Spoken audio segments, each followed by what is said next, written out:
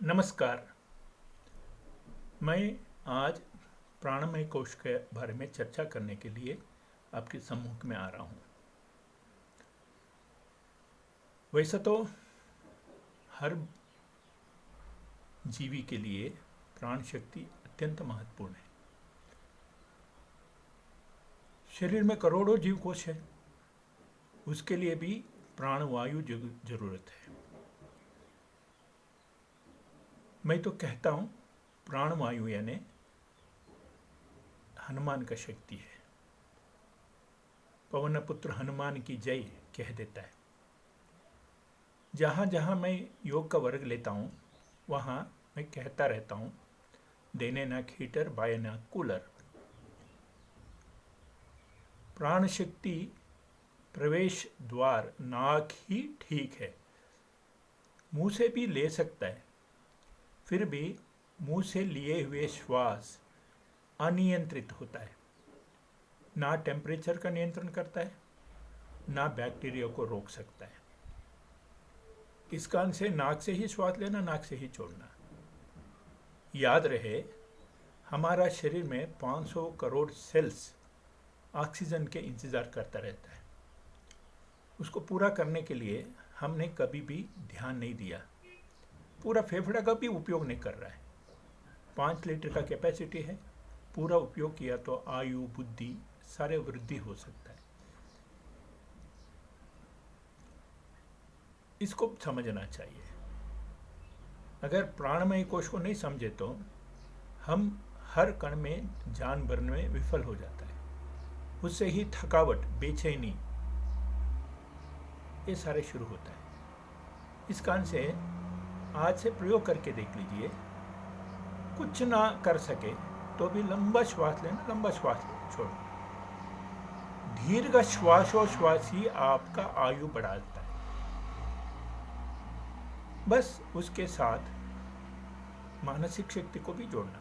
हर श्वास के साथ धैर्य, साहस, बुद्धिशक्ति, पराक्रम, ज्ञान, शील भर रहा हूं सोच के भरना। हर श्वास छोड़ने का समय दुख, दौर्बल्य, आक्रोश, आवेश, उद्वेग छोड़ रहा हूं सोच के छोड़ना।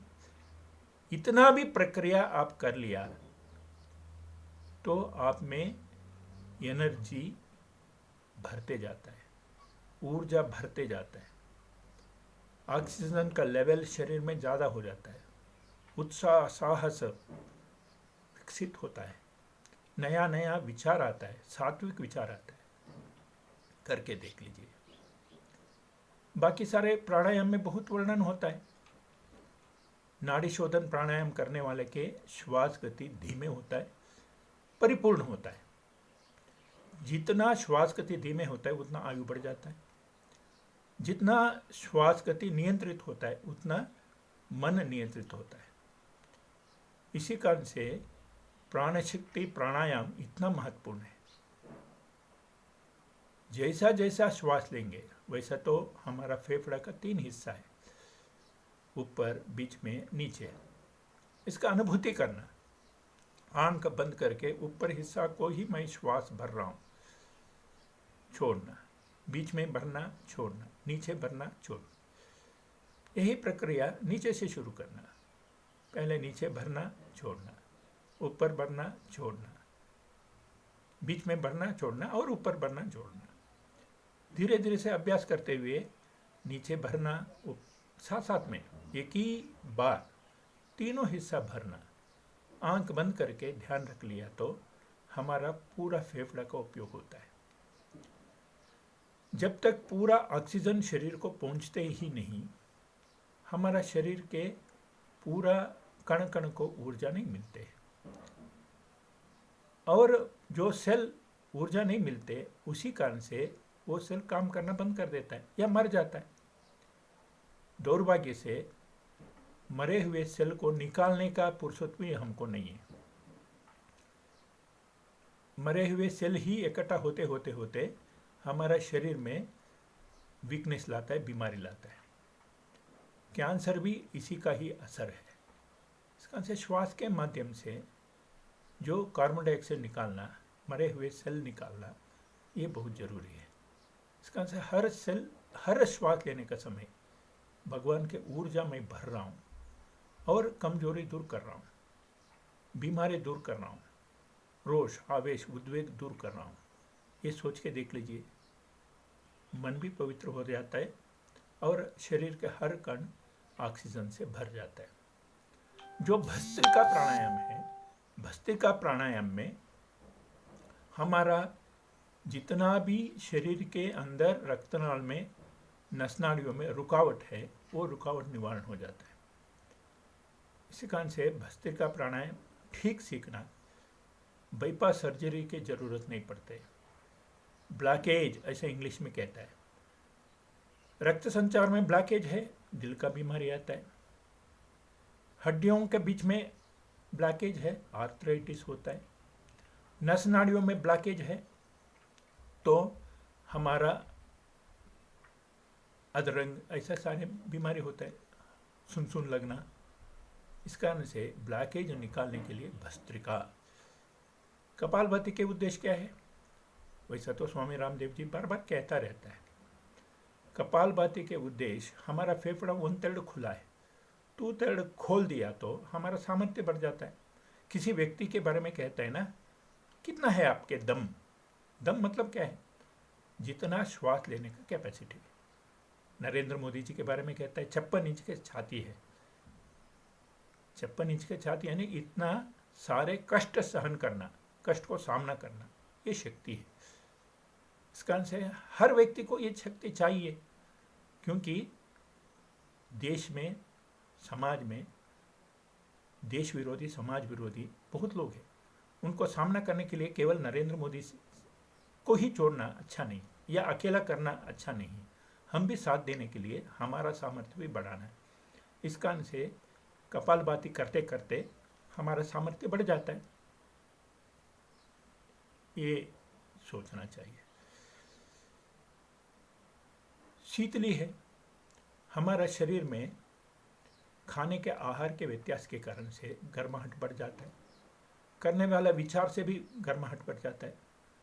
बहुत लोग बहुत गुस्सा से बोलता है, उनका स्नेहित कहता है, अब उनका दोस्त कहता है आप अपना मन को शांत करो। कुछ लोग ठंडा पानी दे देता है, क्योंकि मन शांत हुआ तो सब कुछ शांत है। इस कारण से ये मन का शांति के लिए भी शीतली प्राणायाम करना है।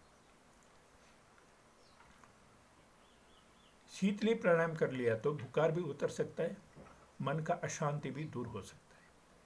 इतना महत्वपूर्ण है, अभ्यास करना चाहिए। बहुत लोगों को मैं कहता हूँ गुस्सा आए तो शीतली कर लो, ठंडा हो जाता है, गुस्सा से काम बिगड़ जाता है। इस दृष्टि से शीतली। सदंती, दांत को मजबूत करने के लिए। भगवान ने 2 आंख दिया है, 32 दांत दिया है। किसी व्यक्ति को पूछा गया,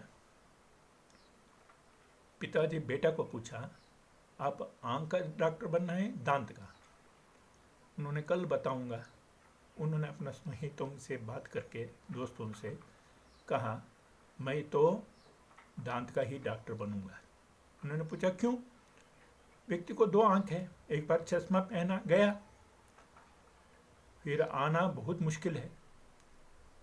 दांत तो 32 है, हर दांत के दर्द के लिए आना है, दांत निकालने के लिए आना है, नया दांत लगाने के लिए आना है। यानी एक व्यक्ति ग्राहक बन जाए तो 100 बार तो जिंदगी में आना ही है मिनिमम। इस कारण से दांत का डॉक्टर बनूंगा। फिर भी दांत को राखी करने के लिए हम क्या करते हैं? दांत का दुश्मन है ठंडक, गर्माहट, यही चाहिए हमको स्वभाव अनुसार। इसी कारण से सदंती करने से दांत को जोड़ना, दांत से श्वास लेना, नाक से छोड़ना, दांत मसूड़े मजबूत हो जाता है।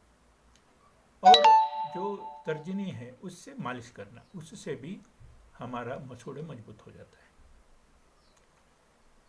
ओंकार, ओंकार में 3 अक्षर है, अ उ म। जितना ओंकार का उच्चारण करेंगे उतना मन पवित्र हो जाता है। और ये महान प्राणायाम है ओंकार, इसको अभ्यास करना। ओंकार में 24 अक्षर है। हर अक्षर हमारा सात्विक शक्ति को प्रबल करता है। गायत्री मंत्र का महिमा जानने के लिए गायत्री परिवार वाले से मिलिए।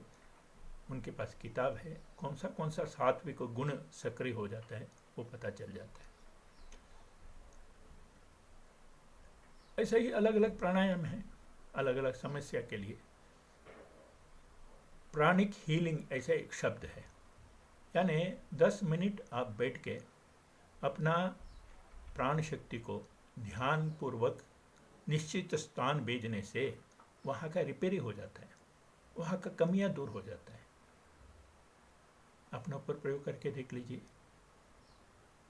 इसी कारण से प्राणमय कोश का इतना विषय है, जितना अभ्यास किया तो भी कम पड़ता है, क्योंकि शरीर में निरंतर प्राण शक्ति का जरूरत है।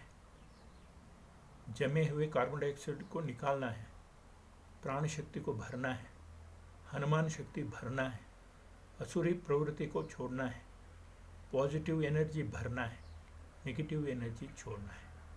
उससे आत्मविश्वास बन जाता है, दैवी शक्ति विकसित हो जाता है। ये याद रख लेना। यही आपके सम्मुख में कुछ विषय रखने के लिए बैठा हूँ। नमस्कार।